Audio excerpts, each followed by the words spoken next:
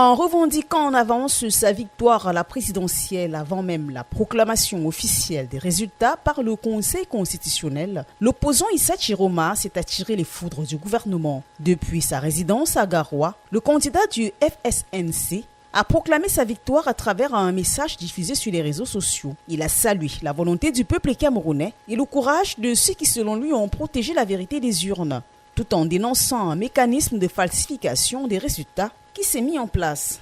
Notre victoire est claire, il faut la respecter. Nous avons placé le régime devant ses responsabilités. Soit il fait preuve de grandeur en acceptant la vérité des urnes, soit il choisit de plonger le pays dans la tourmente qui laissera une cicatrice indélébile au cœur de notre nation, a fait savoir l'ex-ministre de l'Emploi et de la Formation professionnelle, qui par la même occasion a promis de publier, preuve à l'appui, un rapport détaillé des résultats par région. De son côté, le ministre de l'Administration territoriale, Paul Atangandji, dénonce un plan diabolique de déstabilisation que le candidat aurait mis en œuvre en complicité avec des officines occultes, locales et étrangères dans le but de proclamer des résultats parallèles au mépris des instances compétentes.